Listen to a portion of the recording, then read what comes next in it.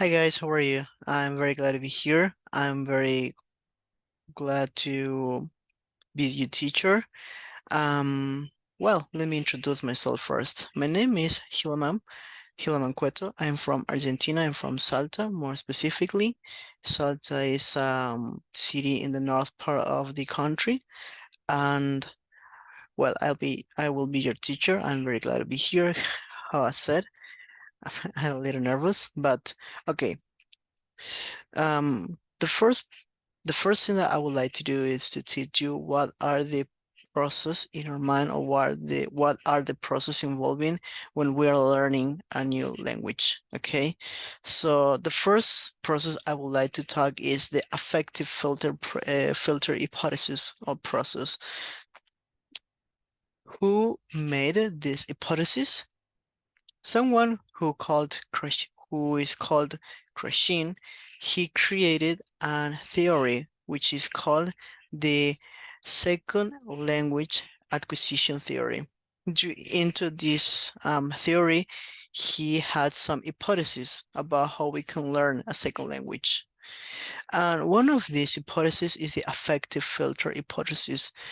The affective filter hypothesis states or says that we have an affective filter. This filter measures us how interested we are in learning or in discover something new. Do you understand me? You get it? Let me give you an example. Let's suppose that um, we got two persons. We have two people, one boy and one girl. And One, the boy wants to learn how to play the piano, but the girl wants to know how she can draw. Okay, and the only class available is how to play the piano. Okay, so what is going on here? The guy, he wants to learn how to play the piano, so he will be more effective, open to take these classes. But in the other hand, the girl, she wants to learn how to draw. She doesn't want to know how to play the piano. You understand me? So she will be more effective close to learn how to play the piano. And in the same way, this happens when we are learning languages. If we are effective close, or our standards are very high,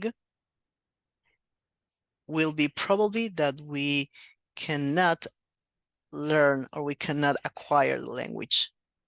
So this is the affective filter. And in the same way, it can affect if you are depressed, if you are very happy, or if you are sad. So your emotions are very important at the moment of learning something new, especially in learning new languages.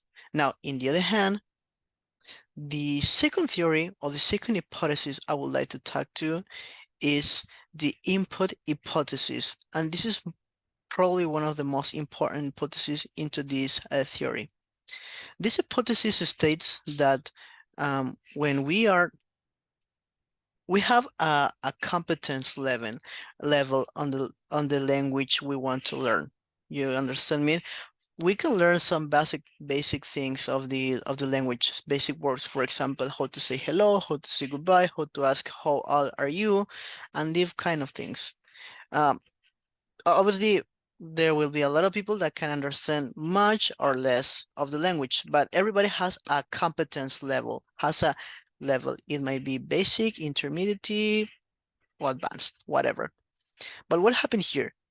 Obviously, there are things that it can be more advanced of your current level. This means that, for example, if I only how to say hello and nothing else, and somebody told me goodbye, I will not understand what he's saying, what this guy want to express to me. You understand me? So the input hypothesis states that when we are learning or when we are discovering a new word that is beyond, that is more far of our current competence level right now, we are acquiring a new competence on the target language. You understand me? Why these two hypotheses are very important to know right now? It's because during these whole activities, during these whole classes, we will doing activities based on these two hypotheses. What? Because you will learn new words, you will discover new words, and you need to acquire, you need to understand how to use them in the target language. You don't need to translate the words, you need to understand how to use them, but in the language laws on how it's commonly used in the target language. And also, you need to be openly to new things using your emotions, using your affective filter. Okay, that's why I'm talking to you about this. For you can understand for now what are the what are the focus into my classes. Now we can continue with the next part, will be grammar.